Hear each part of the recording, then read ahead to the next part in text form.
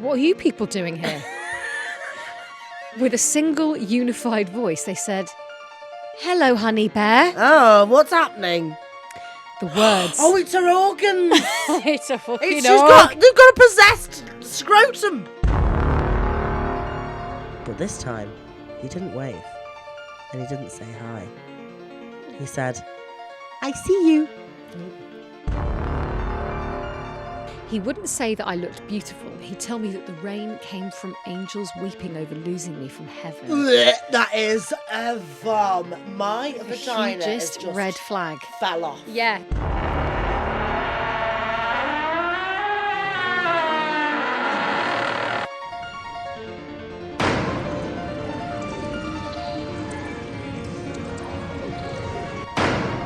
Welcome to episode 55. What the fuck is wrong with you? 57? I have been up for 12 hours. Welcome to episode 55 of Ghost Ghost Huns. Huns. That's horrible. I know. How are you doing? I am well. How Yeah? are you? You've been driving. Oh, my feet have gotten fat. What? Yeah. What do you mean? They've Yeah. like swollen up? No, I've Like bought- DVT? I've gone through some real bad boot issues recently. I bought some, as you know, some lovely bright orange and bright green ankle boots. They're gorgeous. Yeah. My foot will not go in them at all. Yeah. But I'm going to keep them anyway, because I got a refund. And they didn't take the shoes Yes, back, which yes. is great. Boot- Also, Bootgate. my mum has bought me, you know, those mini Uggs that I wanted with the platform. My mum's bought me some of those for Christmas. She was like, do you want them now or do you want them at Christmas? I was like, I'll wait till The Christmas. Daily Mail Ugg. Yeah. Yes, I love them. They're so, outrageous, They're but- so nice. Yeah. I just keep seeing everyone walk around in them and I love them. They look so comfy. It's important that you like them, and that's I all do. that matters. Well, they're brown, so that's And we the all new know how I head. feel. Yeah. So my mum's bought me those for Christmas. They're really nice. They're really hard. Right. They're not like a soft shoe. You know, like Uggs were like, you Yeah. can fucking mould them like Yeah, plasticine. yeah. These are hard, and I can't get my fucking foot in them. So I'm gonna have to get the next size These up. are your Christmas presents. Yeah, And you've already tried them on. tried them on to make sure. Oh. Good job I did. Oh, what? You can't get your feet in them? So I'm gonna have to go to Manchester. Why? To get foot surgery. To have shave my your foot lopped leg off. To swap them. It's a very boring story, but it's just something that's really close to my heart at the minute. It's big fat feet. I think you need to see someone about that. Oh my God, what was that? Are you okay? I'm turning into a pigawig. A weird pigawig. This always happens every time we record the podcast when we have very little sleep and Yeah. we're on the edge. Have you had little? Well, I woke up. What time did I wake up? 6 Wow. to leave the house. Wow, That's a lot. it is. It's early. It's like we're in finance, It's so like we're in fire. don't you think? But no cocaine.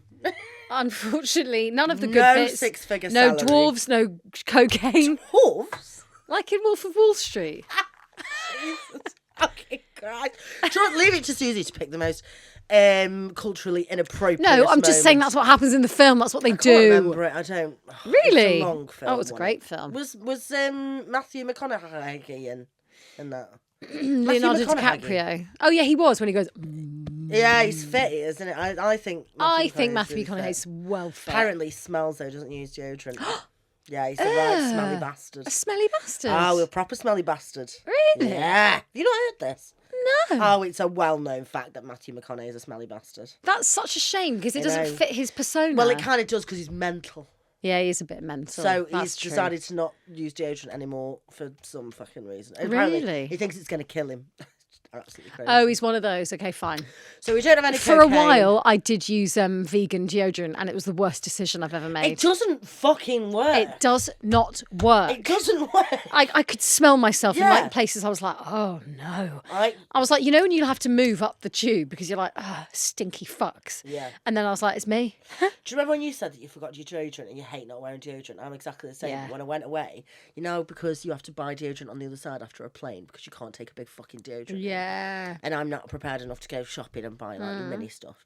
So I went 3 whole days without deodorant, but I just slapped perfume onto my pit like that. Did you? But that's so Yeah. bad because that's just alcohol. And well, I had no choice. I was like, I'm not going round with, you know, natural pits. Yeah. I'm sorry. And I'm quite a warm person. yeah, I well, overheat you're to always everything. cold. No. Yes, you're always like, I'm just cold. I'm such a fragile baby. It's a sexy baby. What is that about? Will someone explain to me what Taylor Swift song's about where she says, if I'm you a need sexy to baby? ask about that. Oh, then- I'm sick of the Taylor Swift stuff. I've had enough. You're all mental. You've all drank the Kool-Aid. Yeah, I'm enjoying the Kool-Aid. Are you? It's tasty. I enjoy the whole thing with her and Kelsey. What's his face? Who? This fucking fit footballer out in the States. She's now dating him. And I got suggested an Instagram account, which is like Swiftie fans. And I fell down the fucking hole. And now I am invested. I hope it goes well. He's so hot. He's so hot. She used to go out with Tom Hiddleston. one of my friends. What? Friends. What? Give Yeah. us the goss. She used to go out with someone. My friends used to go to Bristol Uni. She loves an English And bloke. she went out with one of their friends who went to Bristol Uni. But she just like hid out there at some point during lockdown, I think. Like, can you imagine just Taylor Swift just chilling out in Oxford in a This two is up, what two I mean. down? She's a very relatable girl. No, I don't think I care. What other I goss do you also have? don't. No, that's it. No, come on. No, that's literally it. Well, that's a useless piece of gossip. You need more. I text I your don't friend. care enough.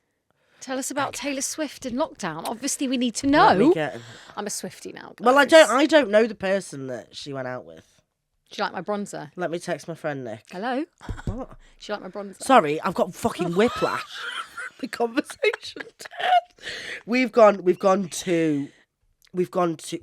overtired like babies. Yeah. Sexy babies. Let me just send a voice note. Apologies, everyone. This is Hi, a love. bit batshit. Am I right in thinking that you know somebody that went out with Taylor Swift? I'm literally recording the pod right now, so if you could get back to me. Tell us everything. We That'd love be great. you. Thank you. Send me a voice note, but if you do want to send a voice note, I will be playing it on the pod. So if you'd rather just text me, Bye, babe. Bye. Great. I can't wait for the goss. I don't know but I'm seeing everyone tomorrow because I'm going to a wedding. Right, this is something I want to talk about before we quickly. I'm going to do it very quickly. Yeah, because someone did say the intro was too long the other day. I don't care what they say. No, they said intro too long. You're very loud, but very good episode. It's like, Yeah, what it's do you very want? baffling. Very bad. Mixed Okay, I'm signals. going to a wedding tomorrow. Right. From a very good friend. Really looking forward to it. Think it's going to be good. I think it's going to be free drinkers. You know what I mean? Oh, yeah, you have to. I think so. What are you saying about a wedding present? I think I'm going to write a whole bit about this because I think it's so much pressure. And actually, what I'd rather is a bank account that I can put money into. Give them 20 quid. Yeah, well, this is the thing because I had a look on the. Don't want a list, John Lewis list. Yeah, I've had a look on the list in the past, and it's either like salt and pepper shaker, £2.50, or very unique Or vase, tea towel. one of a kind, £4,000. And it's like, well, there's no. Yeah. If I buy you a £2.50 salt shaker, I'm going to look like a twat, but I'm also not going to spend over 10. Yeah, the band that you want sells out first. I just don't agree with wedding presents anyway. Yeah, I agree. To be honest, because I don't think I'm going to get married. I'm going to do a Carrie Bradshaw because as annoying as Carrie is in Sex and the City, the one thing she did well was that episode where she loses her shoes. Do you remember? No. So she goes to someone's christening, they tell her to take her shoes off because they're in her house. Takes her shoes off. End of the night, I've got a text back. End of the night, her shoes are gone. Right. And the people in the house are like, oh, sorry. I don't know where they are. She was like, they're my shoes. You made me take them off. Yeah. I'm not, like, I'm bringing gifts to you for your fucking baby and all this. And then at the end, she says she's marrying herself and sends out a list and just puts the shoes on the list. So they have to buy the shoes back. Nice. Because they were never going to pay for the shoes. I've always thought this, or the baby showers, the hen do's, the weddings. I'm like, it's time that we throw our own bash. Yes, You've is. obviously got some gossip because you just stopped listening. Go on. I was just like, You're like, wait dead eyes. for her to stop moving her mouth. It's like a die. Like, the You're cloud like, is she's over. carrying on. Well, I haven't got it. I've just got a voice message. This stuff, Nick. No, they knew the guy who knew Taylor Swift, who was going out with Taylor Swift, the guy from Bristol. They're not going out anymore. If you haven't noticed, she's going out with that Jets guy, so she doesn't have to get Googled about all the environmental things that she does wrong. What? Or maybe it's true love. Who knows? But no, I knew a guy who was dating. He was friends with the guy who was dating. Oh, it's a friend of a friend. Yeah, that was a long time ago. And I mean, like, went to. What? That was the same manic energy that we've got. That's garbled as hell. Just a bit, and yeah. Okay, well, that's it. Anyway, so no, it was a friend of a friend of a friend that went out with And Taylor now Swift. something about the environment. I love Well, that. I think apparently, well, you know, she's not pretending to be anything. She's like, they've got so much money that she doesn't need to pretend like she cares about not is jetting off all over the place. very hot. Right, I just don't. He's agree. a bit cringe in his personality. He's a bit like, yeah, let's go. I wouldn't know if he came up, smacked me in the face, and called me Susan. I would. You have would no love idea. that. Honestly, if he did that to Bit you, of you'd be sauce like, of- what's his name? Kelsey. No, it's probably not Kelsey. I'm probably getting a Tristan. Kelch. Kelch. Imagine screaming that name out. Tristan. Oh, what the Oh, fuck? Kelch! Give it to me, Kelch! Kelch sounds like a noise. I think I've got that really. Anyone who's like a Taylor Swift fan is going to be like, you make me Kelch. sick. Kelch Taylor sounds like. Swift. I've obviously Googled her recently. And what's his name? Oh, Travis Kelce. Kelch. Oh, right. Well, Kelch. Kelch sounds like the kind of noise that your body makes after it's been hit by a car. Yeah, it's he's a good lad. Anyway, by the way, so on Instagram we get Yeah. some interesting messages. Yeah. And I got one from someone who Hannah thought was called Urine. This is so funny. So it's actually you are mine. You are MINE, but from Should we be voicing this out publicly? yeah, because Urine messaged me DM on my own personal Instagram saying, "Do you really know Hannah? She told me about you something, and I shoke to hear it.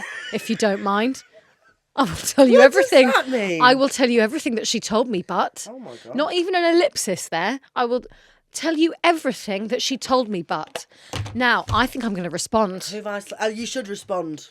I'm going to say I am shoke to hear this. This message just shoketh me. Yeah, I am shoke to hear this. I wonder why this could be. Do you think it's... Please carry on. Yeah. I want to know what. Yeah, what I've sent done. it. Yeah. So I'm wondering what you've been I've had messages like saying this behind my back. before, and it's a scam.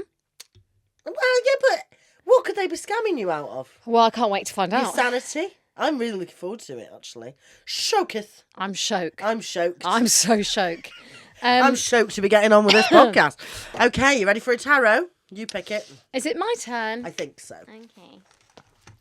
I got a really good one last week. So, I'm gonna go right down. oh my god, Weird, isn't it? no! What do you mean? Weird that. What is? What's happening? You ready? Yeah. You need the book. Oh, fucking this book. Shit. Great. It's more carrots. It is a man with his back turned with a cloak holding 3 carrots, but he's only holding on to the one on the right. 3 are carrots. Oh right, okay. Is it got a red and green cloak on? Yeah. Oh. Go on, what's it We've had this say? before, definitely. The 3 is a sign of progress. Yes, I'm always The progressing. plan is in place and is starting to be implemented.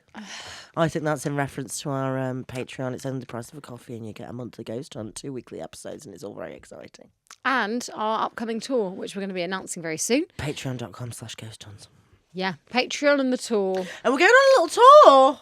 Oh my God, we're getting out of London. We're going to Get come out of see the Huns in the Wild. That's what I've decided. Everyone who's a ghost hunt is a Huns in the Wild. Our first one is going to be in February in Wolverhampton.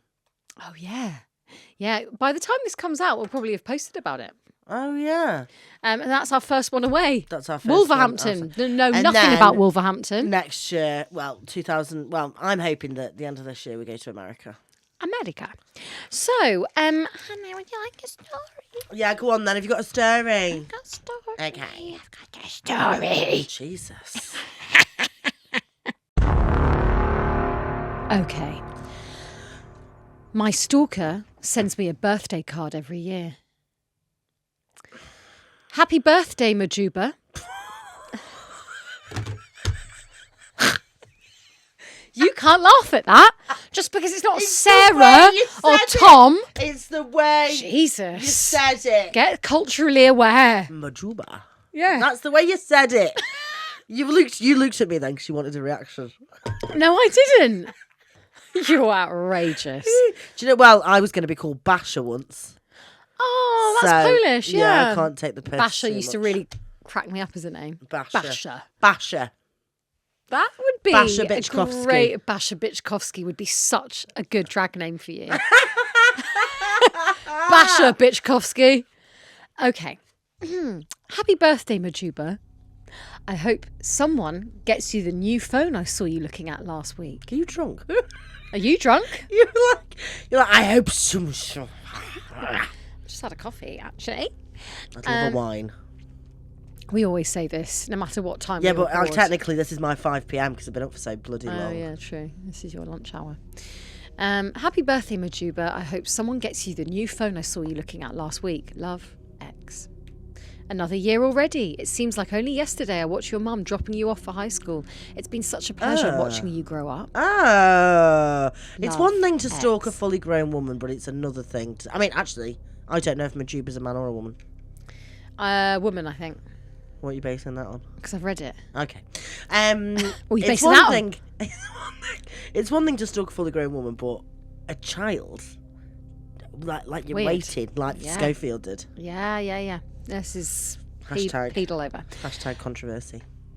It's been such a pleasure watching you grow up. Love, X. You should be more careful about closing your windows at night.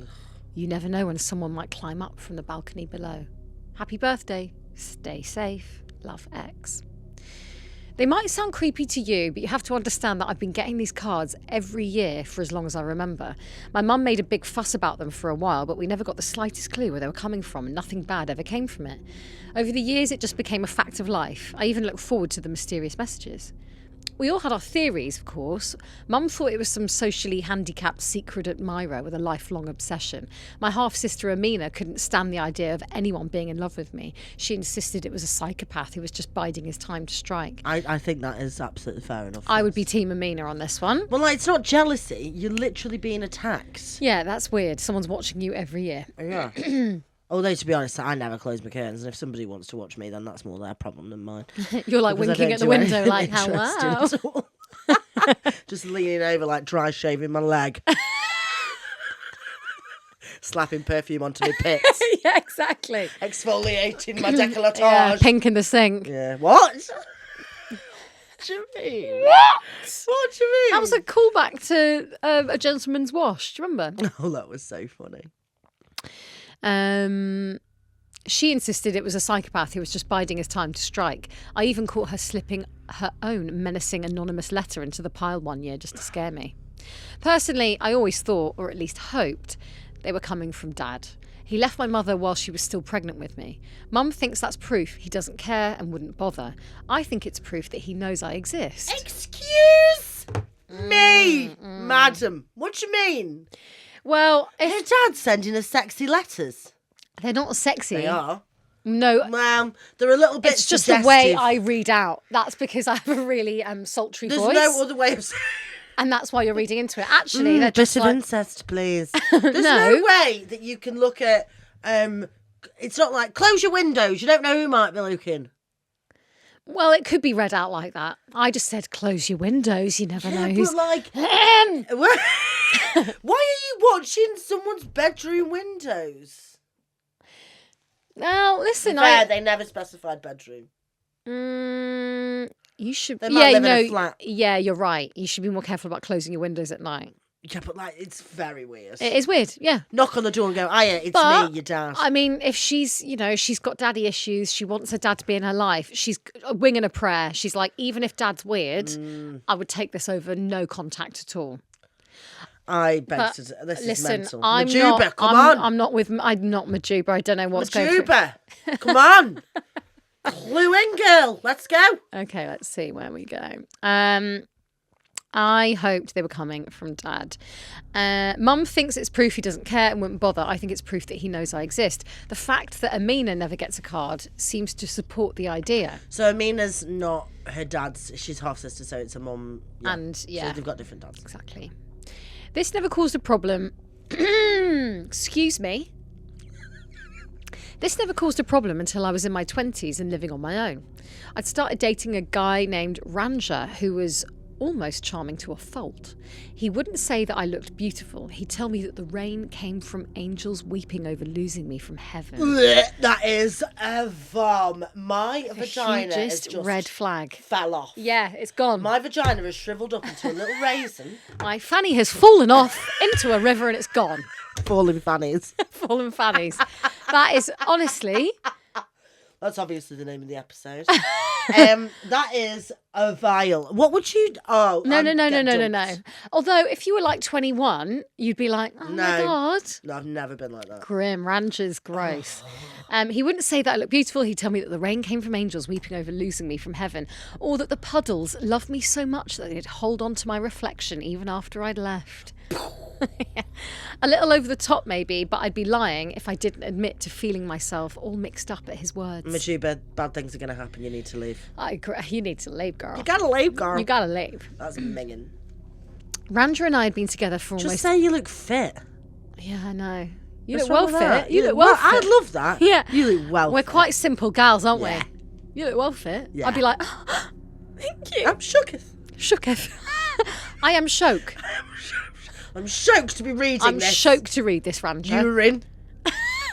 Honestly, by the end of the pod, Urine's going to have written back. I can't wait. With all the goss. Randra and I had been together for almost 8 months before we celebrated my first birthday together. That's the first time I saw the other side of him. I guess I never realised how closely linked passion and jealousy are before he opened my mysterious card. His brows knotted together while he read. His pressed lips began to tremble and all the colour drained from his face. It's no big deal, really, I told him. What does it say? Randra didn't answer. He threw the card down on the table and walked to the other side of the room, breathing heavily. I picked it up and read, he's going to hurt you, Mahjouba. Oh. You wouldn't be the first either. Oh yeah, 100%. Get out, or this may be the last card you ever receive. Love, X. I completely agree with X. Yeah. He's a womanizer. He knows exactly Yeah, what the he's charm doing. offensive to Oh, try and it's reel you in. gross. Fucking grim. When I looked up, Randra was standing on the opposite side of his living room, just glaring at me. Well? He asked. Explain yourself. Me? What did I do? The space between us closed more rapidly than I was comfortable with. I took a step back, but that only brought him closer, trapping me against a wall. What's his name? How long have you been seeing him? He asked. What followed was the worst argument we've ever had. He refused to believe me when I told him it might be my father, and I got a glimpse of the person the message warned me about. No, sorry, I read that weird. Excuse me. He refused to believe me when I told him it might be my father, and I got a glimpse of the person the message warned me about. I told him he could check with my family, but he seemed to think they would lie to protect me. We managed to avoid talking about it for a few days until one morning when Randra triumphantly slammed a piece of paper on the table. He's dead. 12 years he's been dead. I don't know how Randra did it, but I was staring at my father's death certificate. That's not the way to break some bad news. I was about to say the C word, but what a twat. But what a cunt, yeah. Yeah, yeah. Have you ever felt like a lifetime of hope shatter in a few seconds? It's like being conscious of your own death. Your body keeps moving and you can feel it go, but there's no one inside anymore. Stop pretending you care just to get out of trouble. I know you never met him. And then the argument started again, but my heart wasn't in it anymore. I'm confused about why they're rowing. Because I think he thinks there's this other bloke in her life, and she's spinning him a lie about being like, classic and he's jealous, and he's like, who are obviously? Oh, so he thinks that she knew he was dead. Exactly, and he's like, I've got fucking proof. Oh my god, I hate this guy. Yeah. And Mahjouba, get out. obviously he's read this note being like, he's gonna hurt you, and he's like, who the fuck is this? Yeah. And he sees straight through your stupid poetry. Yeah, X fucking knows. Anyway, and then the argument started again, but my heart wasn't in it anymore. I couldn't explain who was sending the letters. I could barely even talk, and he took my silence as an admission of guilt. He didn't understand that I wasn't hurt because I lost my father. You can't lose something you've never had. I was hurt because I lost every possible future with my father in it. I lost him dancing with me at my wedding and carrying my future kids on his back. I lost him telling me that he never stopped thinking of me or loving me, even though it was only from afar.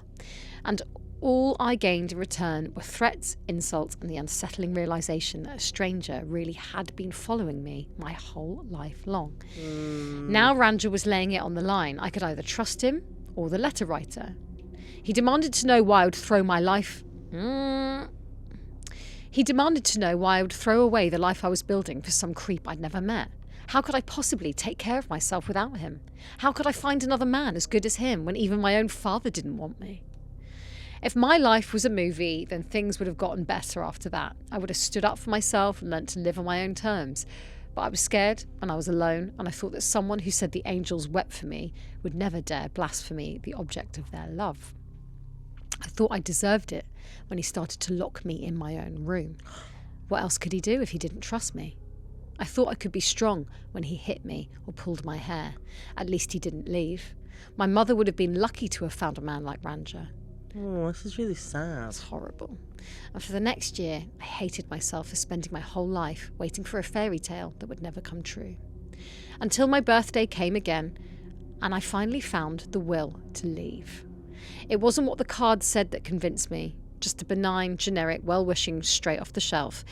It was where the card came from, because this was the first time there had ever been a return address. In the cool and safety of the dark, I stole out of Ranger's house with only what I could fit in a suitcase. It was hard going, dragging my things, but I knew that if my life was going to start over, then it was going to start with the only person I've ever trusted, the one sending the letters. What? This is out of the frying pan into the fire. It's better than Ranger though, isn't it? Yeah, just go somewhere. Just go elsewhere. Go to Blackpool. Stay in a It was hotel. going to start with the only person I've ever trusted, the one sending the letters. And when I found myself entering the cemetery, I knew I'd found what I was looking for. My father's headstone, which read, "Are you there, Mahjouba? I will always be with you." Oh, so it was a dad. The end. Was it a dad sending letters from Yeah, the grave? from the grave. Ghost dad. Ah, that's quite It's nice. quite nice, isn't it? Bit pervy. Could have been a bit less weird that way. Well, I just think that is wholesome. He's looking out for her. Yeah. He's like, "Can you please secure your windows?" Yeah, now, Don't now get I with know bad he's a men. ghost. That's okay. And I also- thought he was down in the bushes. Yeah, he's not in the bushes because the first one says, "I hope someone gets you the new phone I saw you looking at last week." A part of me's like he's more the omnipresent Yeah, that's nice. rather than in a bush. Dad Yeah. in a bush is not the one. I've got to be honest with you. Dad in a bush. This one is entitled, "My toddler keeps saying hi while looking under the bed." Oh no! This is like Freddie, this is, because all of a sudden he'll go, Yeah, but, creepy kids. creepy kids. Just a constant theme. My toddler is a smart kid, but he learns things in a strange order. Case in point, his first word was aunt, not mama or dada. He can say short sentences like make a mess, but he still doesn't know how to hold a spoon. So when he finally started saying hi at age 1.5, I was thrilled. "Good job, James," I said, leaning in close and bopping his nose. He smiled at me. Then he bent over, looked under the bed, and waved. "Hi." Your creepy kid impression is the worst. "Hi." Hi. No, you say hi to people," I said. "See? Hi, James." I waved my hand at him. He stared at me and furled his eyebrows. Then he bent his knees, looked under the bed again. "Hi," he said with a little wave. I patted his head and smiled. Okay, good enough. The next day, though, I became concerned. We were again playing in the master bedroom. Master bedroom. Oh, bedroom. sorry. We're in the master bedroom. He was stacking blocks up on the floor. Oh, Freddie does that as well. This is freaking me out. Suddenly, he stopped, stood up, and ran over to the bed. If you have experience with toddlers, you'll know... Toddlers? Toddlers. Toddlers. I'm toddlers. I'm Toddlers, and I'm thrilled. With Richard Toddlers. You'll know they get random impulses like that, where they just drop whatever they're doing and run in a random direction. He bent his knees and peered under the bed. But this time, he didn't wave, and he didn't say hi.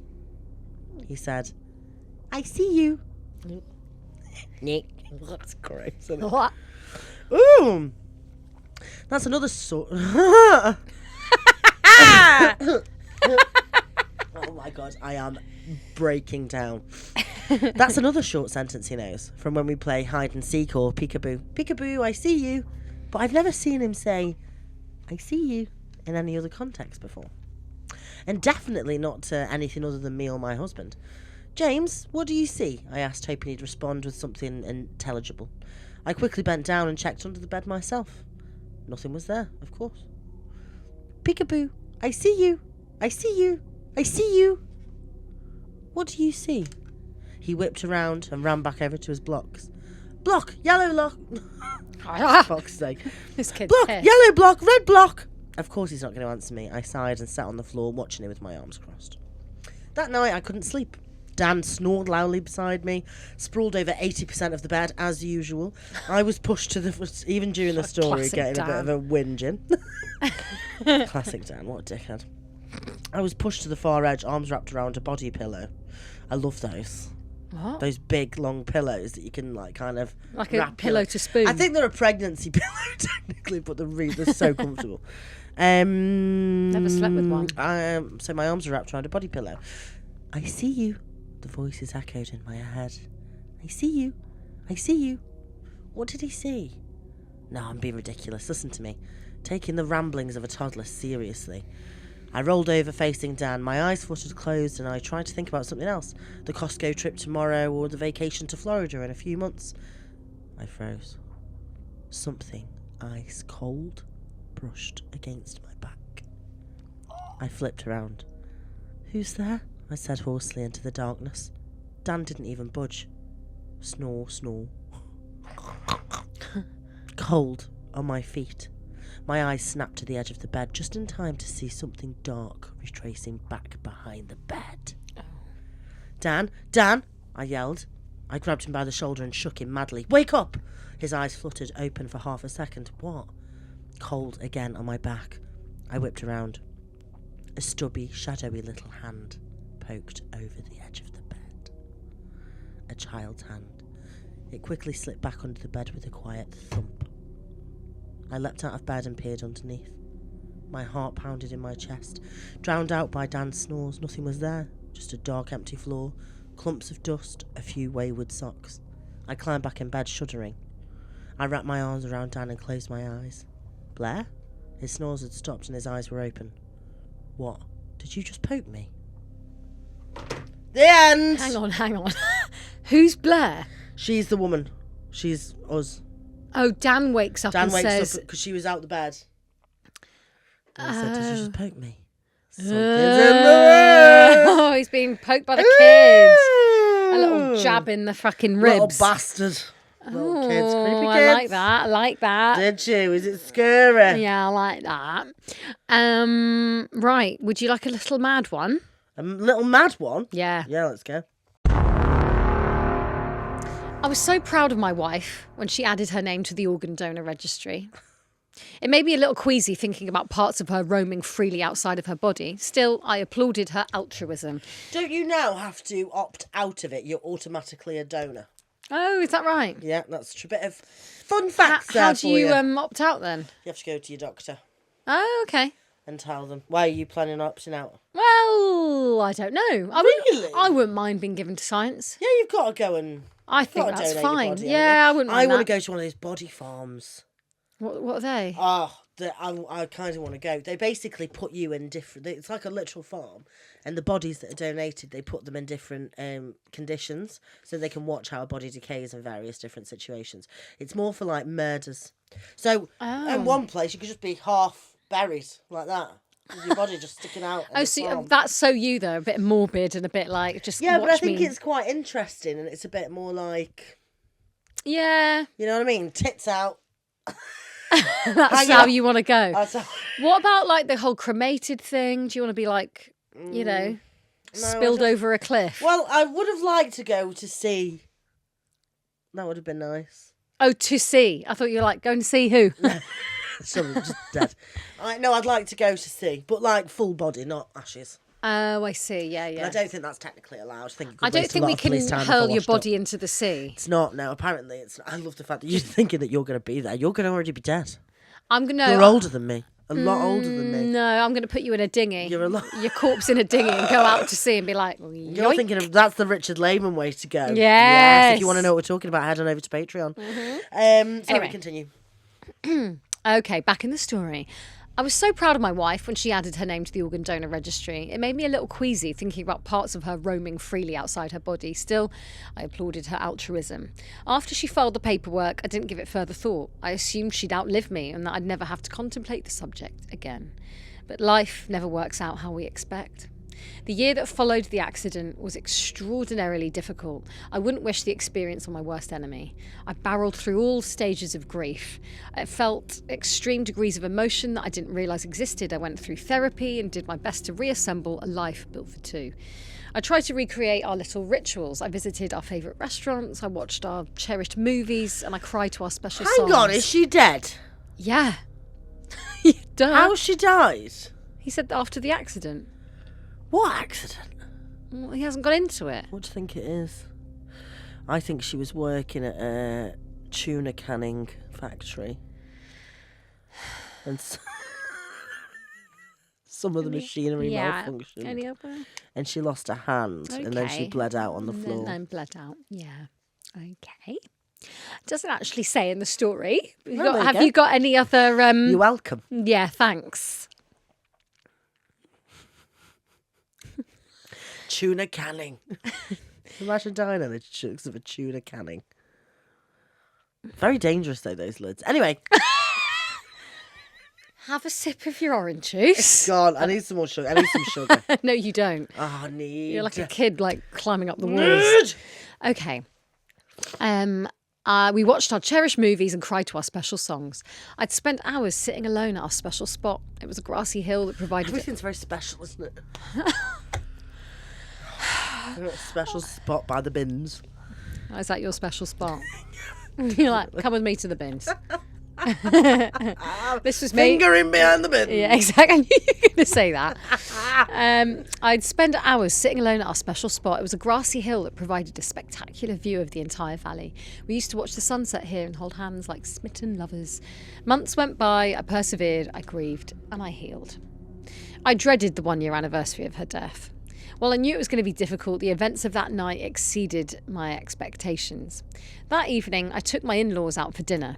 We reminisced about the good times and wept over the experiences we would never have. We hugged, said goodbye, and I drove home. I opened my front door to my pitch black apartment and turned the overhead light on. In front of me were 6 people. 3 men, 2 women, and a young girl. That is a big group of thieves. They all sat on kitchen chairs arranged in a straight line. Intervention. They all stared at me, smiling.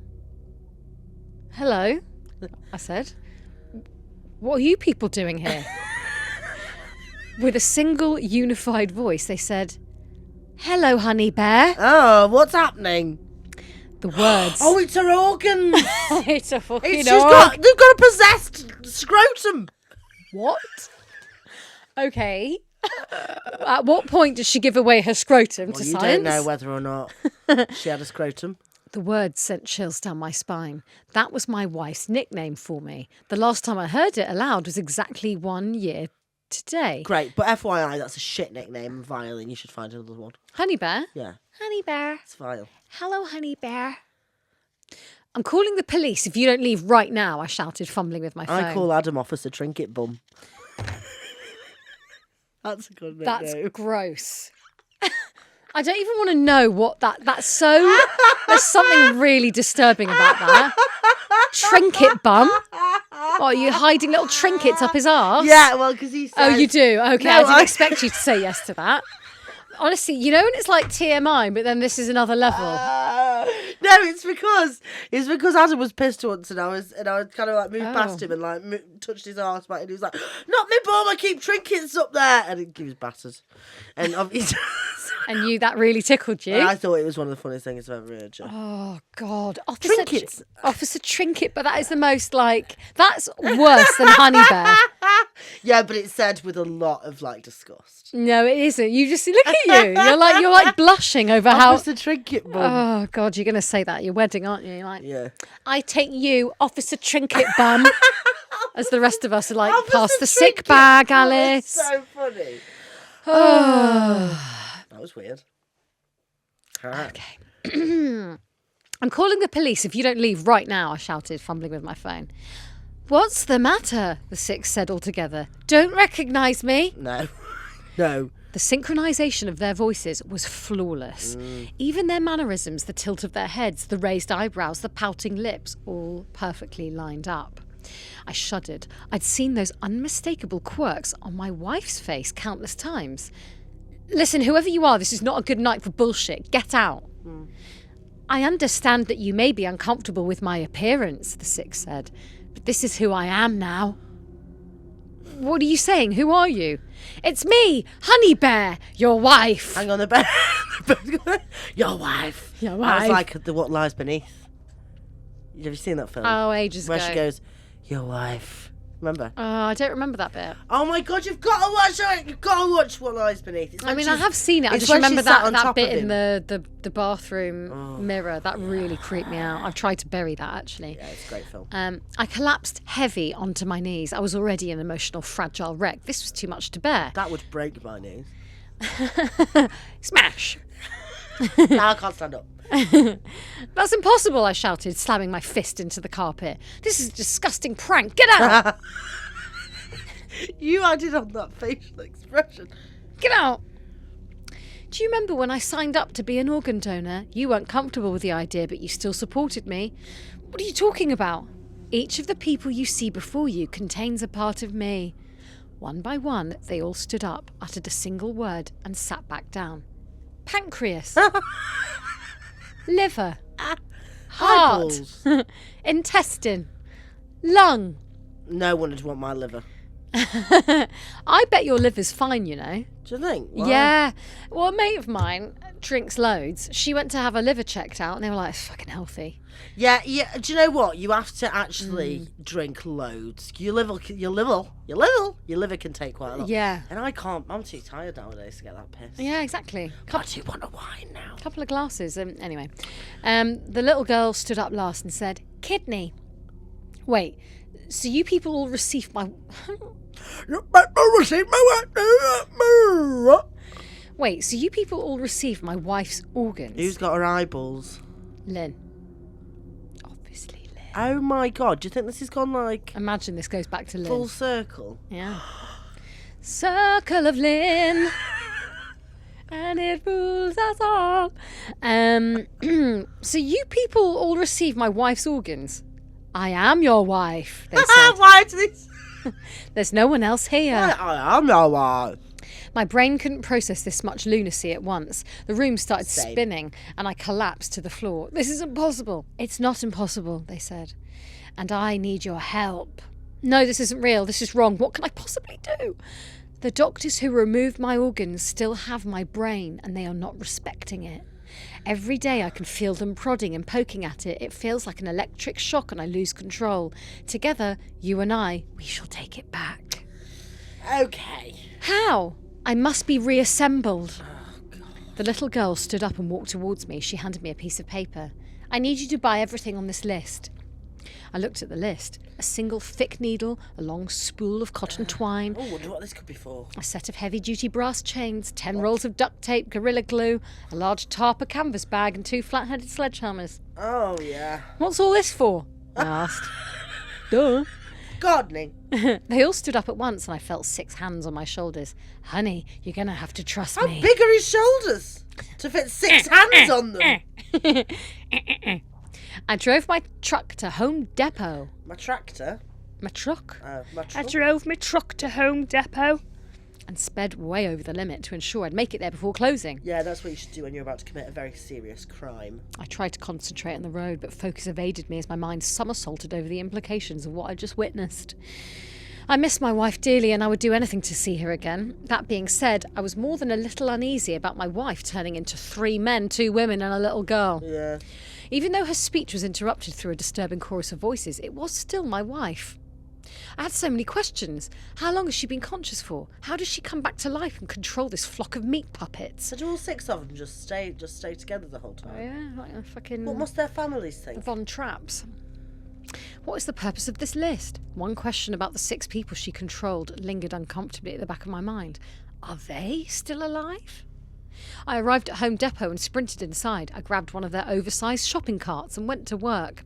I found everything on the list, put it all in the back of my truck and raced home. I opened my front door and found the 6 of them still sitting on the kitchen chairs. Fantastic! They said all at once.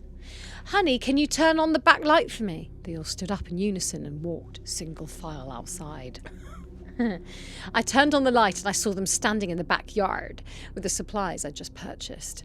I was transfixed as I observed their gruesome labours. Observed their gruesome labours. So are these people not going to be alive anymore then? I reckon these are like meat puppet, like zombies. So I think they're like, I don't know, maybe they're dead. But once they've reassembled her, no, they're not going to be dead. Why would they be dead? I don't know. They've definitely had these organs so they can stay alive. Oh, I see. So, but then why are they acting like... That's what organ donation is. Oh, yeah. It's not just like, let's Not for for a the laugh. dead. It's definitely not It's for the not dead. for the dead, is No. it? Okay, I just need an education. One of the men... I took tax advice off you the other day. I don't think I'm going to do that anymore. Don't take my advice on taxes. Jesus.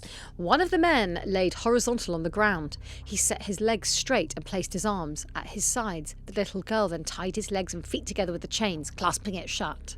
One of the other men laid down parallel to the first, and the little girl repeated the process.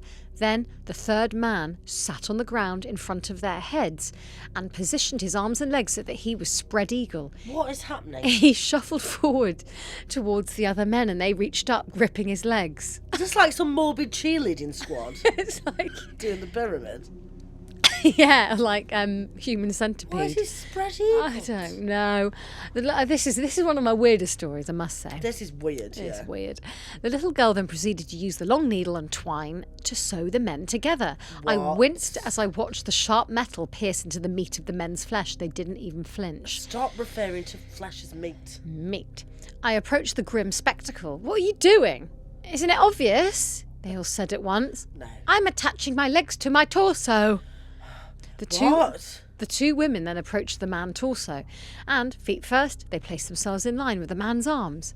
The little girl then repeated the process. She chained their legs together and sewed them securely onto the torso man's arms. What is going on? The women lifted their arms over their heads. The little girl dabbed the glue to their wrists and held them together to form a single, grasping, 10-fingered hand. What is going on? The little girl surrounded the entire gestalt creation with a thick covering of duct tape.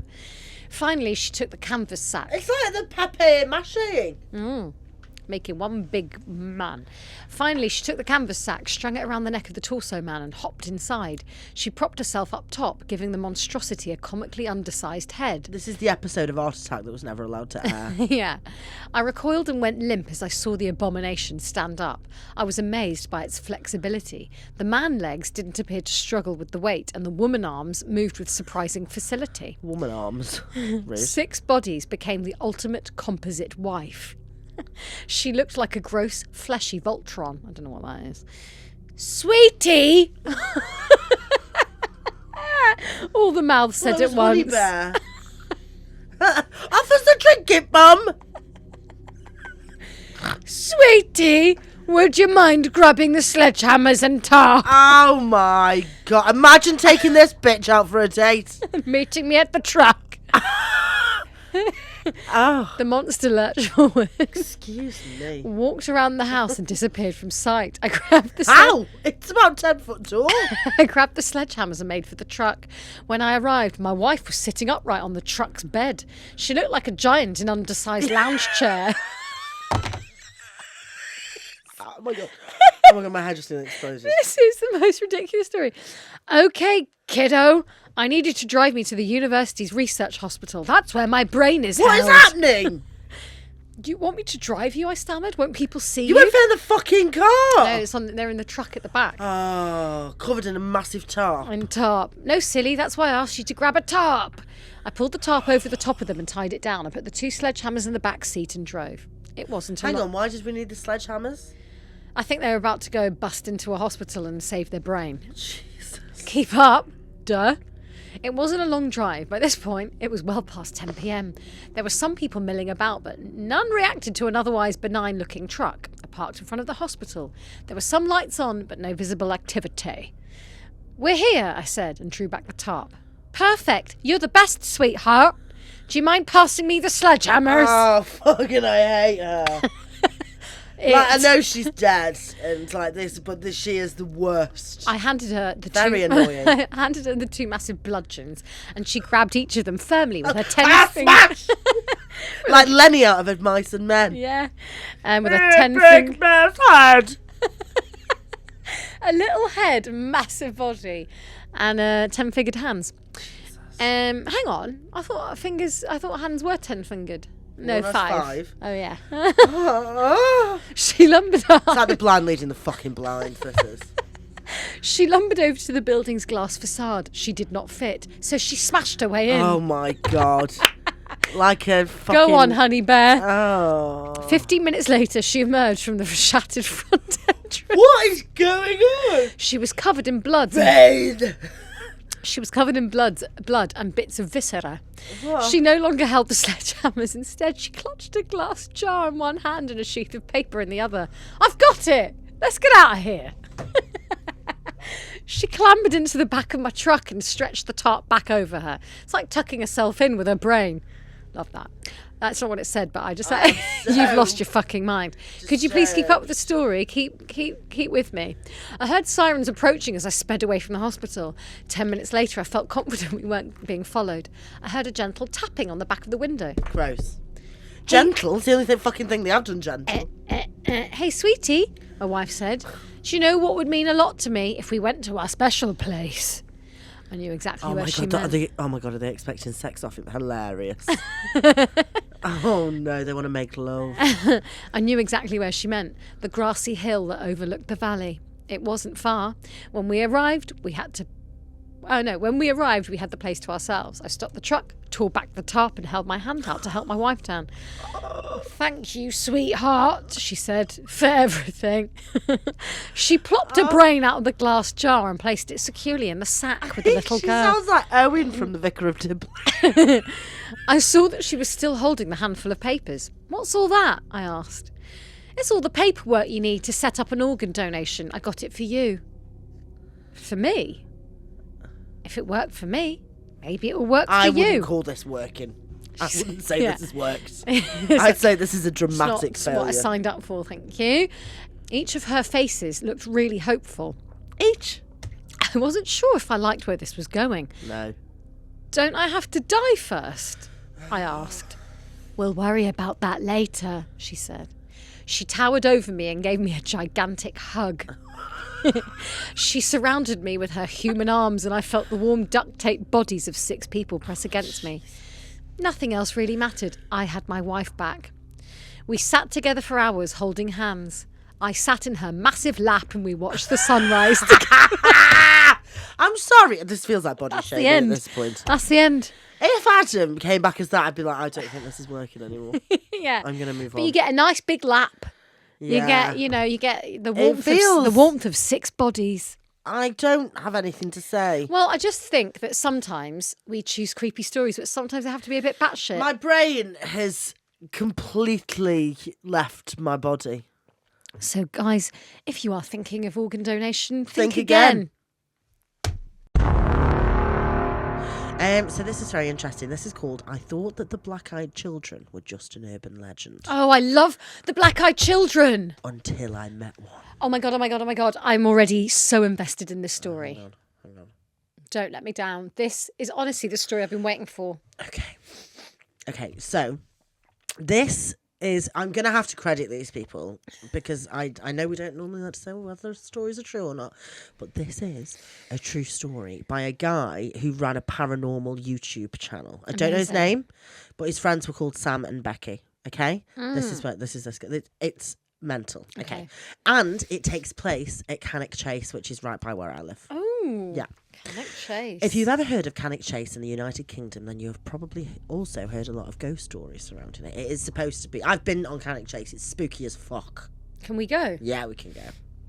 The most famous one. Oh, maybe we should go and look for I the was about Black-Eyed to say, Children. we're going next week. We're going next week. Oh my God, we're going to find the black-eyed Okay, we're going to kids. go find them. Oh, get Stephen to take us because he knows exactly where he's going. And is there a Becky? Didn't you say Stephen? Oh no, Becky, Sam and my Becky. friend, Sam and Becky. And do Oh, you know what? anyway. I'm just going to text Stephen. Okay.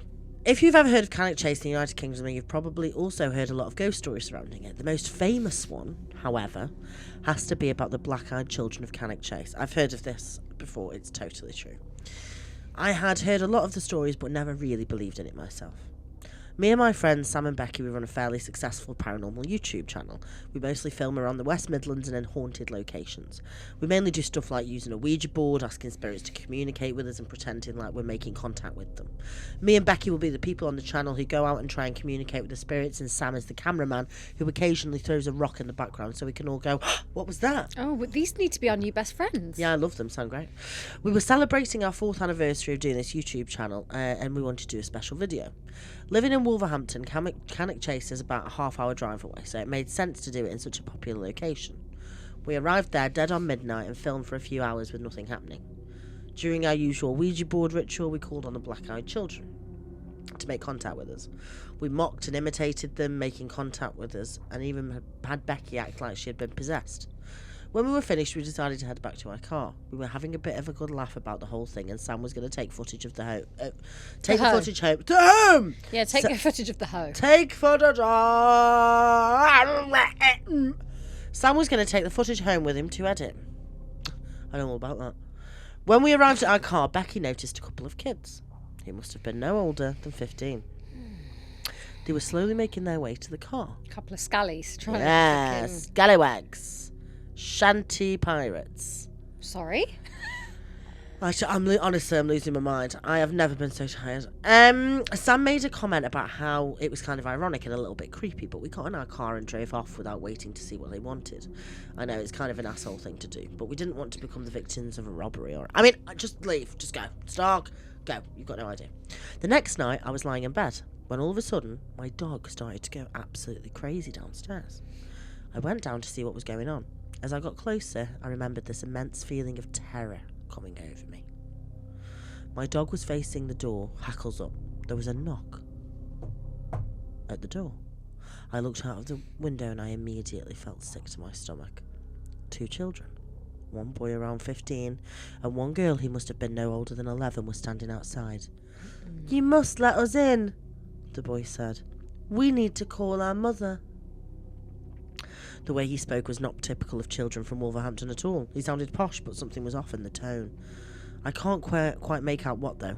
"Why do you need to call your mum?" I asked. "Why do you need to call your mum?" Is that the Wolverhampton accent? This is Birmingham.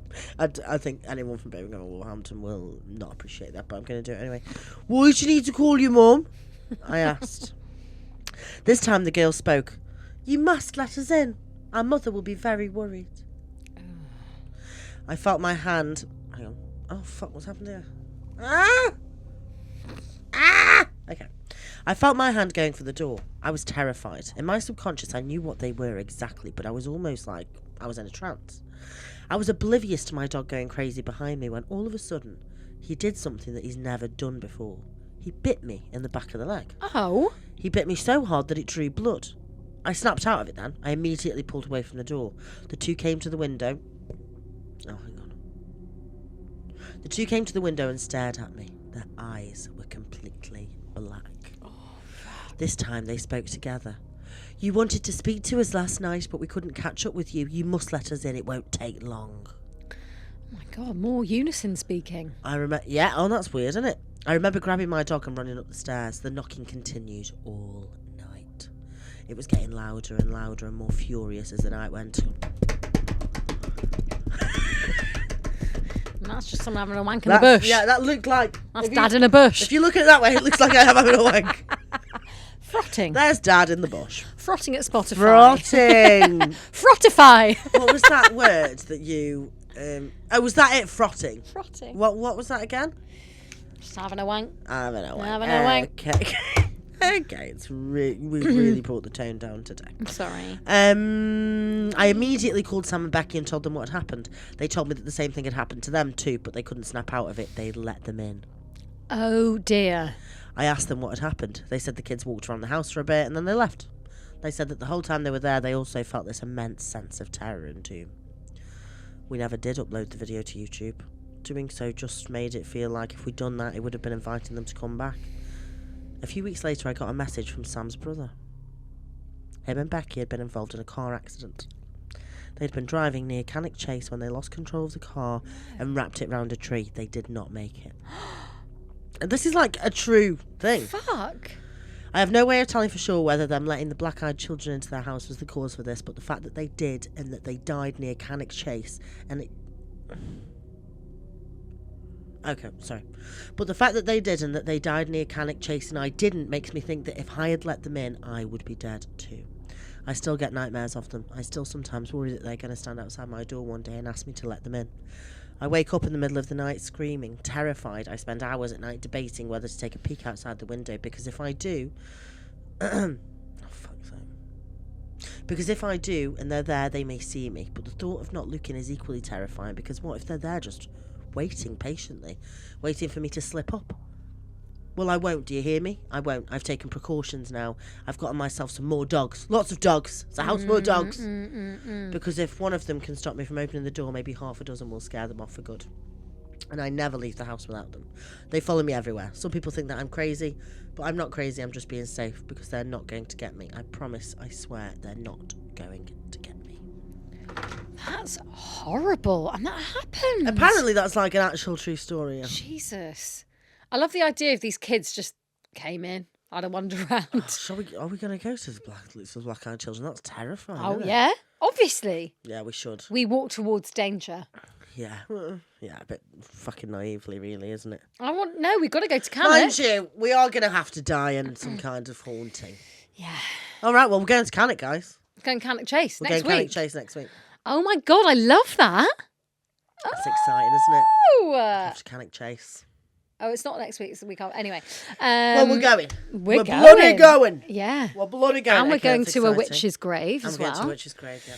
That's very exciting. I've heard loads of it's can like find all a this on really Patreon. big urban myth, isn't it, about the black-eyed I children. love the black-eyed children stories. They're so creepy. They're so creepy. I've also I heard of a phenomena called thin places. Have you heard about this? No. So there are some places in the world that are called thin places, and it's like the veil between the living and the dead is very thin. And Like graveyards. Well, a lot of these places are described as like godly, so it'll be like the Vatican or where. Oh, yes. Not necessarily always though. So it's there's also there's apparently like a hole in the wall bar in Tokyo where there's a thin place. There's like some places a lot in Ireland as well. I think it's like a Celtic Christian thing.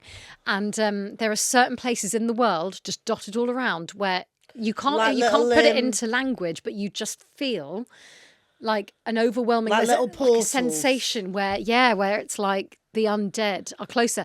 Some say it's like heavenly and you're closer to God, but others say you're closer to I reckon an island. the people who are mostly dead. pubs and everyone's just pissed. Yeah, it just might be some pissed ghosts. I think we should go find one. Let's go to a thin place. Yeah, and if you've ever heard of one, guys, especially our listeners in Ireland, if you're from Carrick, then tell us. From if Carrick. there. No, we can't do that accent. It's so bad. We're so sorry. Huge Well, we're kind of apologies. We're sorry, not sorry. Urine hasn't responded. I'm really gutted. I haven't got the goss. Oh, well. Fine. on, Would you Urine. like another story? Yes, please. Someone said my weird voice like this sounds like moaning Myrtle. Oh, yeah. It does a bit, doesn't it? Yeah. That moaning myrtle really creeps me out. Yeah, she's creepy. Spooky bitch. She's a spooky bitch. She's right? like 45 as well. I think it's because it's like the adult. Yeah, but in everything child's body. I see her in, she's creepy. Yeah, I quite like that about her though. It makes her quite unique. She would have made a really good Maxine in Maxine. Okay, ready? Yes. I played the most disturbing game of Never Have I Ever. Oh, I love that game. I'm in college. Last night, I played the most disturbing game of Never Have I Ever with my roommates. If you don't know the game, it goes like this. Everyone holds up 5 fingers. You go around the room saying, Never have I ever, followed by something you've never done.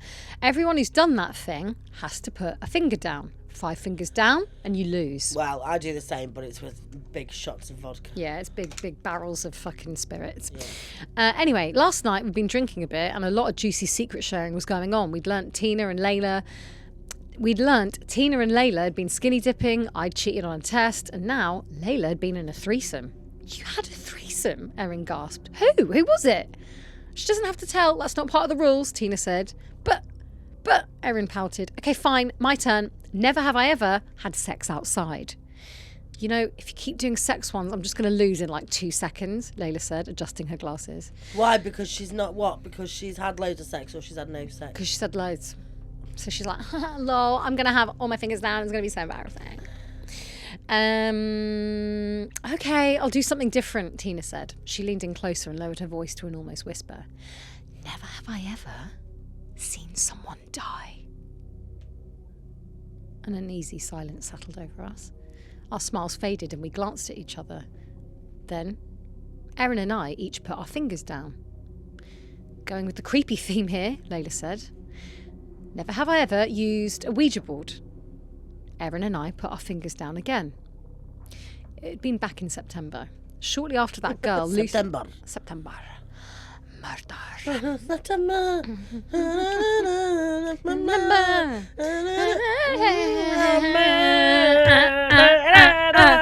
YMCA. We're horrible at podcasting, and I'm here for it. I disagree. It had been back in September. Shortly after that girl Lucy disappeared. 1 year above us, majoring in art history. Looking back on it, it wasn't the most respectful thing to do. She was dead, probably, and here we were making some spooky thing out of it. Although, not to shift blame, it really was Erin's idea. Your turn, Layla said. Right, okay. My throat was dry. I reached over and took a sip of my grasshopper. Oh, I know what that is. What the fuck is that? It's like creme de menthe and Oh, something else, I think. Because it's green. I hate it. Oh, Yeah, I creamy think alcohol it's makes creme me de feel. menthe. I'm going to find out, actually, because that's going to annoy me. Creamy alcohol? You don't like Bailey's? No, we had this conversation. Kahlua?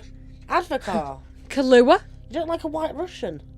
Sometimes I used to, but I don't think it's for me anymore. It makes me feel a bit cloying. Hang on. Before you carry on, let's find out what grasshopper is. Grasshopper drink. Okay, here we go. Yeah, creme de menthe, tequila. I think that's it. That's Yeah. disgusting. Creme de menthe and tequila. It looks nice though. Okay. And heavy cream. Oh, sick. Oh, that makes No, me but feel what about revolting. what about an Irish coffee? Do you know we've had this exact conversation? You've got dementia now. Have we on the pod? Yeah. And you said exactly that. You went, what about an Irish coffee? And I said, yeah, sometimes. You went, see? See? So, yeah. Oh, my sweet Christ. Soz. So, carrying on. Right, okay. My throat was dry. I reached over and took a sip of my grasshopper. Never have I ever smoked pot. Then it was Erin's turn. She spun off mine, saying she never smoked a cigarette, and then we were back to Tina. For a second, she didn't say anything. We all stared at her, and she stared back, her eyes nearly black in the dim light. Oh. She was smiling slightly as she looked at all of us, hesitating, ramping up the tension. Never have I ever killed someone. I knew that was fucking coming. Dead silence. Then Layla finally spoke, forcing a laugh. What the fuck? She asked, crossing her tattooed arms over her chest. Of course, none of us have ever... She stopped mid-sentence, and then she pointed at Erin. You had 3 fingers up before, she said, her voice weak, small. I looked at Erin. She sat there, stone-faced, holding up her pinky and ring finger. She surveyed Layla with her cold blue eyes and then shook her head. No, I didn't. You totally did. What, did you kill someone? Erin narrowed her eyes. If I did, do you really think I'd be stupid enough to put down a finger? Yeah, it's a good point. Tina and I glanced at each other, eyes wide. Layla, I finally cut in. I'm sure she had 3 fingers up before. You sure? You saw her? No, I didn't see her, but I mean, obviously she didn't kill anyone. Layla focused back on Erin. You put down 1 for the Ouija board and 1 for seeing someone die. What was the 3rd one for? Skinny dipping, she replied, without hesitating. No, wait, Tina cut in. That doesn't make sense. You said you don't know how to swim. That's why you wouldn't come with us to Lake Crystal. So, you can skinny dip without swimming. That's why it's called skinny dipping, not skinny swimming. But I could hear it in her voice. She was getting flustered. My stomach twisted and my heart began to pound. No, there's no way. Or is there?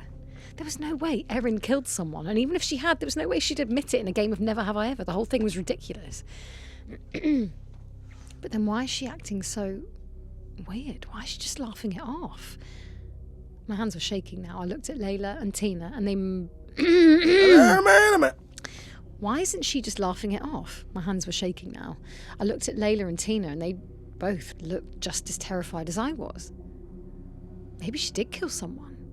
Maybe. Something was bothering me, nagging at the back of my mind. Something I thought was insignificant when it happened, but now very significant. I don't want to play anymore, Erin said abruptly. She got up off the floor and set her drink down on the table. You guys are being too weird. She started down the hallway, where her and my bedrooms lay. Wait! I stood up. She slowly turned around. What, Caroline? She asked, her eyes empty. You going to accuse me of murder too? No, just... Where were you that night? The night Lucy went missing. Excuse me? She spat. The gears were turning in my head. Before, I hadn't put the pieces together. It wasn't weird for Erin to be out that night. I'd been out all night at Jared's place or at a party, and so had Tina and Layla. And yet, it wasn't a weekend night. It was just a random Wednesday, around 2 a.m, when I heard Erin's door creak open next to mine, heard her footsteps thumping down the hall. I'd woken again with a start around 4 a.m. to hear her coming home. Later that day, we'd heard Lucy was missing. Where were you? I asked again. I heard you leave. Around 2 a.m. It was the night she went missing. Erin's expression blanked. Then, in an instant, she ran down the hallway. She pushed me aside roughly and I fell to the floor. Oh my God. My head made a sickening thwack as it hit the floor. Distantly, I heard other girls scream. Above me, I saw the door swing open and then slam shut. What is going? This is taking a bit of a... I scrambled up, but it was too late. By the time I peered into the hallway, she was already gone. No one has found Erin yet.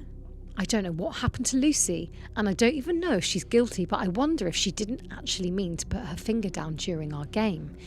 If maybe she did it without thinking, on instinct. Or maybe something unseen forced her finger down. Oh, what the fuck was that about? So clearly the spirit of Lucy... Clearly, yeah. Lucy's done that to Erin's finger. Being Oh. like, you fucking murdered me, you guilty Oh, bitch. we don't know why. We don't know why. I wonder if there's maybe a part Fucking 2. hell. I'd watch that if it was a film. That'd be well up my street. Yeah, it's quite a good premise, isn't it? I like it, yeah. I like anything to do with, like, teenage girls killing themselves. Not killing themselves, killing each other. You know, like when they were like, you stole my boyfriend, so I'm going to fucking stab you, stupid bitch. It's very point horror. Well, do you Point remember horror, that real case of the girls who read on Creepypasta the Slender Man story? Oh, yeah. And they ended up And they're stabbing murdering. her. Yeah. Well, I don't think she survived. No. They Really? killed one of their friendship group. Yeah. I thought she survived. I'm going to double check this. What did you find? She's dead. Let's just quickly have a look.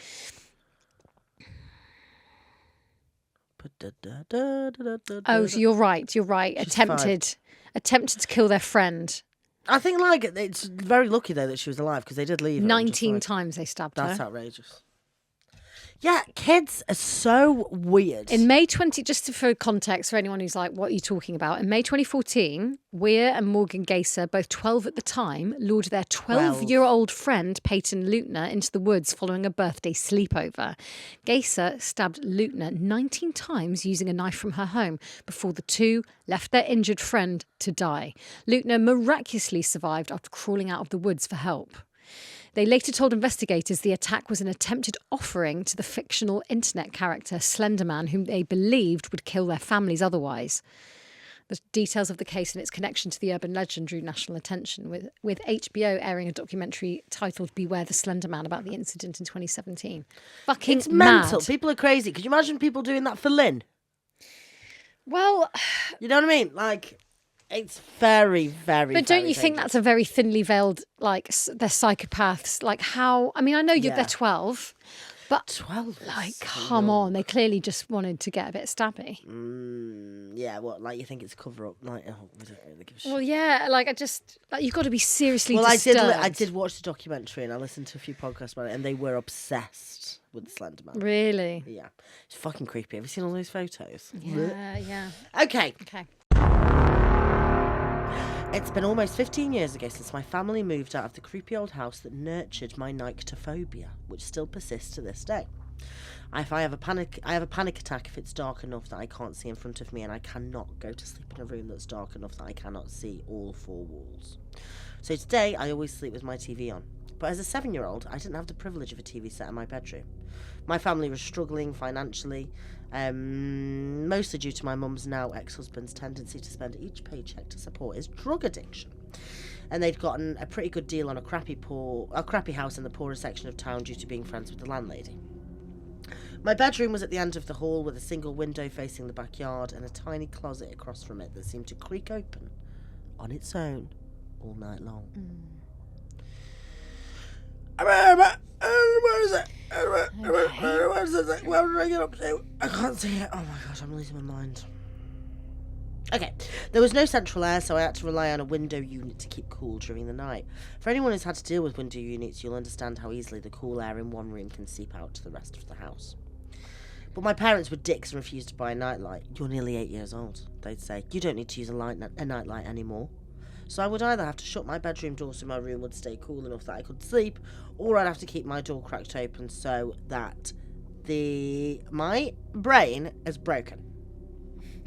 Or I have to keep the door cracked open so that the light from the hallway would ease my mind enough that I could sleep. Were you scared of the dark? I was scared of the dark. Were you? Yeah, definitely. I think most kids are, right? I don't think I was arsed. Really? No, not really. Yeah, I was definitely creeped out by it. It's the things you see that scare the shit out of you. What did you see? Nah, nothing really. I just watched Mary-Kate and Ashley. Lots of those films. They were scary.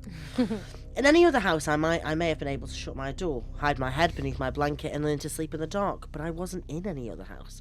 I was in 812 Havemere in Park South, a house so crap that nobody had been willing to live there for 20 years.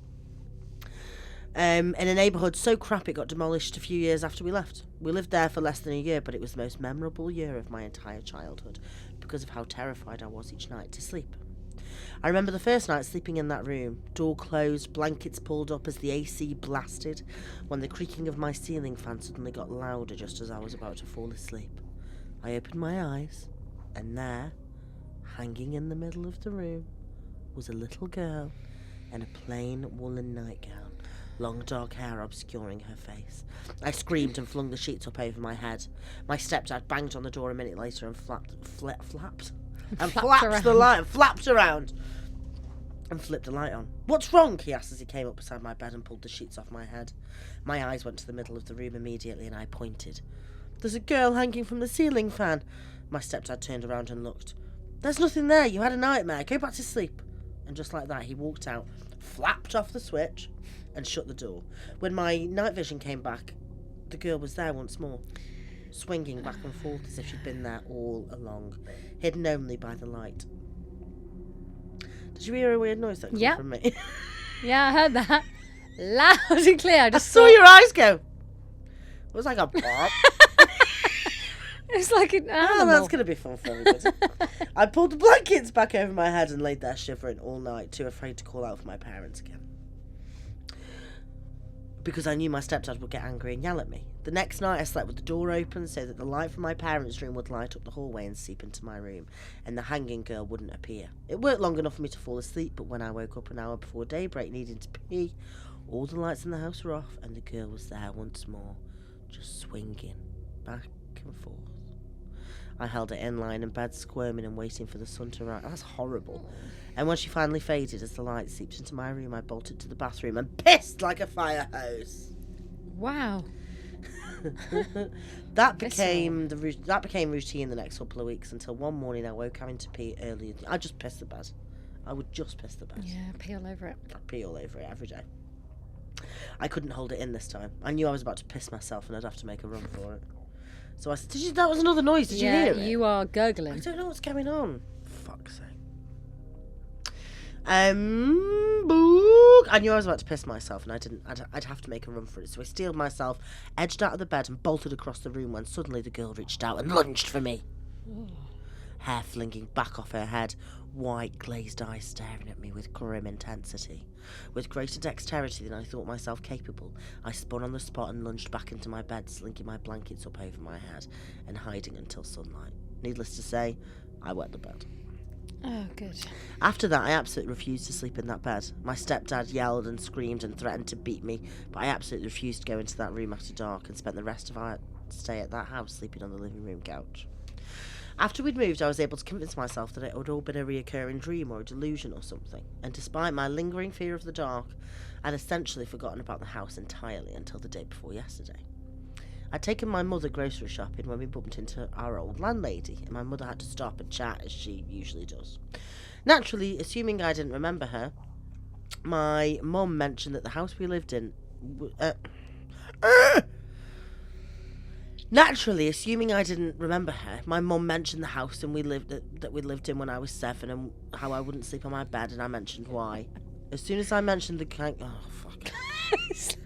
I feel like I'm having a stroke just listening to this.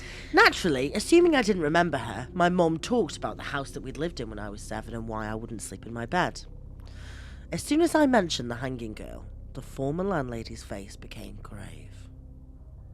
There actually was a young girl found hanging in that house in the 80s, she said. She wouldn't elaborate, and my mum moved the conversation to lighter topics.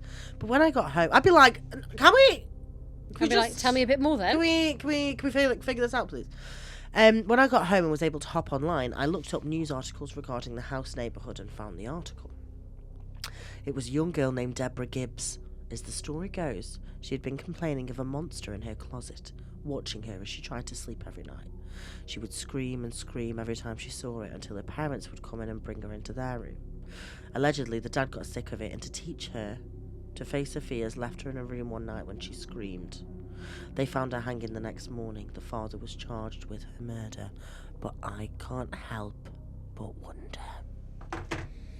The end! Oh, monster in the closet. Monsters. There's hanging people. There's dark. It's all very... Oh, that's creepy. What a day it's been. What a day. What a day. Would you like a creep of the week? Creep of the week. Creep of the week. This is trademarked. You say that every time. How do I? We're not trademarked. God, I've got fucking Anyway. dementia. You do a bit, and that's Hit me with a creep fine. of the week. Okay. This is from Alice. Hi, Huns. I've been listening since the start of October and I'm finally up to date. Huzzah! Thank you so much for your constant laughter. You've made my autumn truly spooky, and thanks for bringing together all my other favourite podcasts. You're so welcome. Cannot wait for a spooky super group with yourselves, Danny and Rachel. Also, huge fan of the Goosebumps segment. Never read them as a kid as I was a bit of a scaredy cat. No nightmares thus far. I thought I'd share a story of mine, or more so, my mum's story. Hopefully it's good enough for the pod. We shall see. It definitely will be. It will be.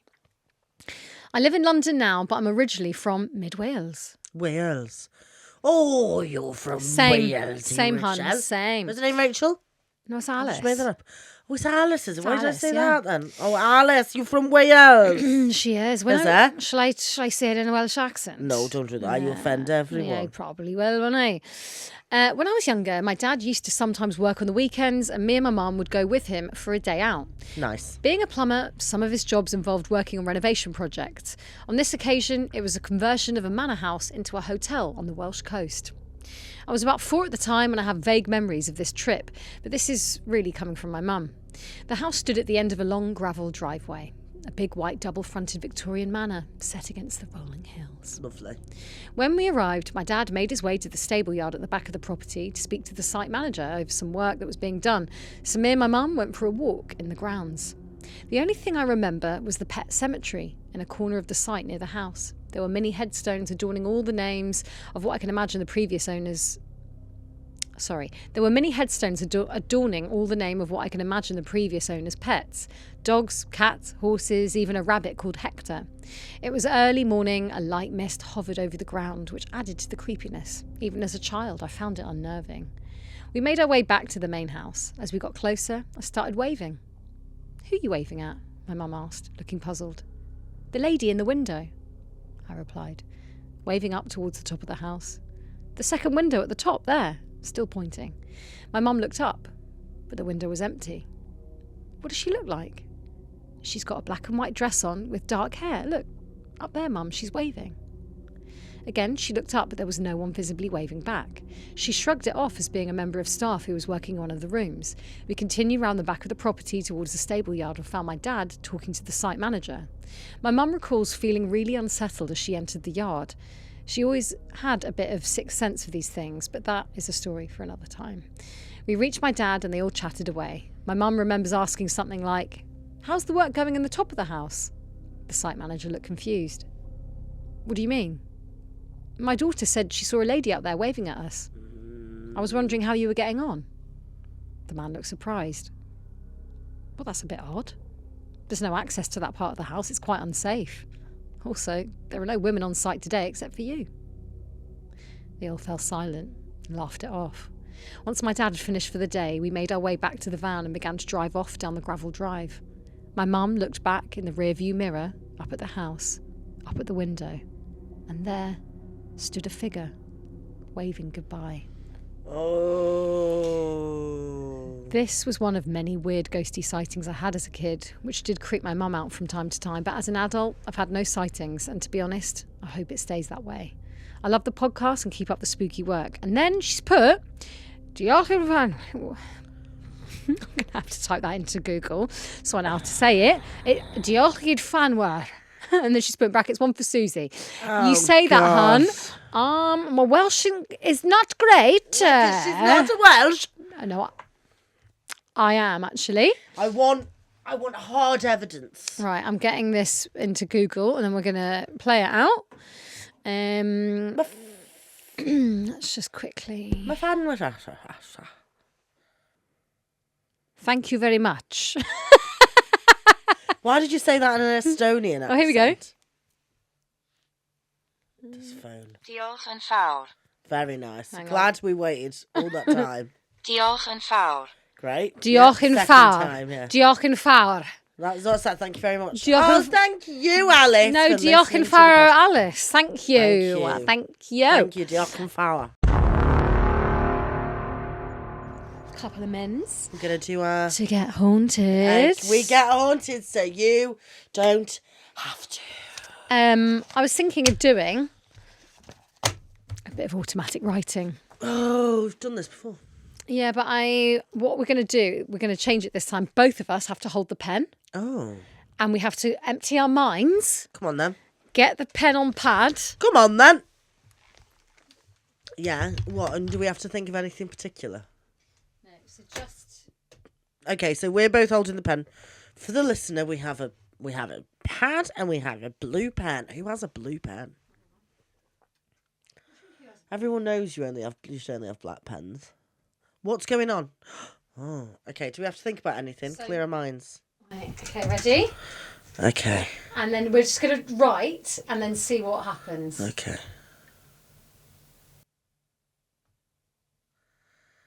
I'm sure that's just drawn an arse. You're writing something. You're writing something. What? Ah, I am actually right. Oh, that was off the page. What does that say? What does it say? Let's That have a look. looks like it says Bitchkovsky, actually. Okay. That was a... What does it say? Oh, I've just got that all fucking muddled up. Oh my god, look at you. Oh, I Jesus. fucked it up! Your headphones are haunted. Help! Oh, Jesus. Okay, so... Why? Oh, you're like a 4-year-old. What's going on? That says absolutely nothing. Let me see, I'll sort this out. Oh, you have to look at it from different angles. Let me put the light on. There's a Susie here. Susie is a prick. How dare you? There's a love heart, though. Is there? Yeah. There. Ah, it says... What does it say? Can you make out anything? Have we contacted the dead? It says brie, like the cheese. And then a heart. Well, the heart is the B. Look, that just say brie. I. Let's see. BRI. Brie. Okay, well, thank you so much. Brie. Yeah, we've contacted Brie. No, we should have some brie. I love brie. I'm hungry. Yeah, I'm hungry Thank too. you so much for joining us for this week's episode of Ghost Huns. Please, if you can't get enough of us, if you want more, if you're desperate for more, if you are crying out for more Ghost Huns, head on over to Patreon. It's £6 a month. It is the price of an oat milk latte. You can get, what can you get, Susie? Weekly episode of Huns After Dark, which is me and Susie talking shit and doing a little boot club. At the minute, we're doing Richard Lehman's The Island. It's getting very intense. It is. We have Agony Huns. Agony Huns. We solve your problems. We solve your problems. Also, there's a ton of gossip. We talk about everything. our lives and all the gossip we can't really say on the pod. comedy goss. Oh yeah. We We spill the tea. So come join We us. have like 6 feature-length ghost hunts that we filmed. Oh yeah. There is so much content. We've recently gone to Highgate Cemetery and we went to a haunted pub on the Strand and we spoke to a chef about his ghost story. So it's all on Patreon. Check it out. We've got Chillingham Castle. We've got things that we went everywhere. We've been to haunted castles. We've been loads of places. Go and have a look. Go and check it out. Yeah. We'll see you over there. And if not, we'll see you next week. Thank you so much, guys. Bye. Bye.